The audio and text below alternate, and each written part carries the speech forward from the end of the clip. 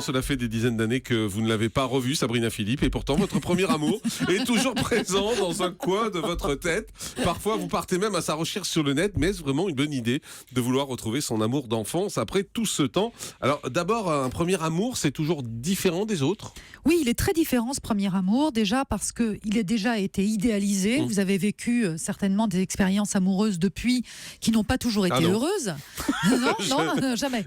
Non, mais en général, il est idéalisé aussi pour une bonne raison, c'est qu'on l'a vécu sans contrainte, on l'a vécu sans les contraintes de la vie, sans enfant, dans une certaine innocence.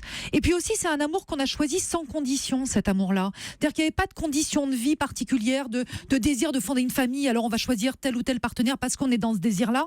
Là, c'est un amour qui est choisi sans condition. Et puis souvent aussi, c'est un amour où on se sépare sans vraiment que ce soit voulu.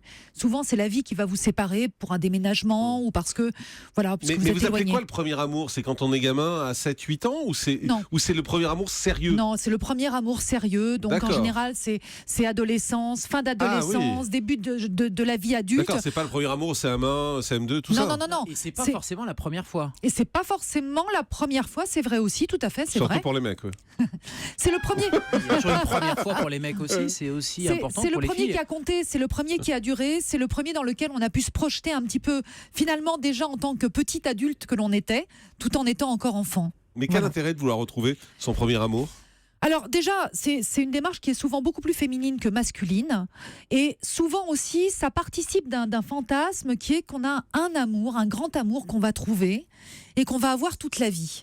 C'est ça l'idée, c'est une idée très romantique, un peu comme celle de l'âme sœur, qu'on aurait pour toute la vie. Et c'est pour ça que souvent, c'est beaucoup plus féminin. Alors l'idée, c'est aussi de retrouver une certaine... Finalement, c'est retrouver quelqu'un tout en étant dans la sécurité parce qu'on le connaît, mais quelqu'un qui a changé, donc en débutant quand même une nouvelle histoire. Mais ça fait peur de retrouver son premier. Moi, ça me fait peur. Parce que je me dis, oui, parce qu'on a tous changé. Je vais rien avoir à lui dire. Alors, c'est ça qui est intéressant, c'est que pas forcément. Ah bon? Justement. Pas forcément, et c'est ce que je disais, c'est un amour qu'on choisit sans condition. C'est-à-dire que c'est très basé sur la personnalité, sur ce que vous étiez. Ouais. Bien sûr, ça change. Mais quand vous rencontrez des gens que vous avez connus quand vous aviez 18 ans ou 19 ans, aujourd'hui, vous n'avez plus rien à leur dire. Pas forcément, moi je l'ai vécu. Merci pour cette réponse. C'est la journée des pas forcément. Mais Jean-Marc n'est pas obligé de parler non plus. Non, il s'est passé des trucs dans votre vie quand même. Non, mais d'accord, mais on n'a plus de points communs, quoi. Quand on s'est pas vu, quand on n'a pas vu quelqu'un pendant 30 ans, on n'a plus rien à lui dire, quoi. Alors, pas de points communs, finalement, c'est pas toujours vrai. Et voilà, la raison, c'est parce que tout ce qui constituait votre personnalité à l'époque, ce que vous aimiez un certain type de musique, vous aimiez un certain type de littérature, vous aviez déjà des orientations. Et c'est ça aussi qui vous a fait choisir ce partenaire-là.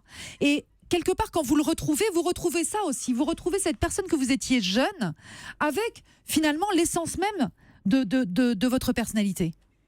Non, ça vous convainc pas ce que je suis en train de dire. Non, je vois bien que vous avez pas... si malgré tout, on veut retrouver son premier amour, on s'y prend comment? Alors, bien sûr, avant, on cherchait dans le bottin. Ouais. Aujourd'hui, avec tous les réseaux sociaux, vous trouvez facilement votre premier amour. Et parfois même, c'est pas vous qui le cherchez, c'est lui qui vient vous trouver. Parce que dans ce réseau qu'on a, alors, vous avez des sites comme Copains d'avant, comme vous avez des sites dédiés comme Premier Amour, premieramour.com. Vous avez évidemment tous les réseaux sociaux, Facebook ou autres, qui vous permettent aujourd'hui de retrouver des personnes très très facilement. Donc, ce qu'il y a, c'est qu'en général, on va plutôt échanger des messages, des photos, on essaye un petit peu de se jauger comme ça.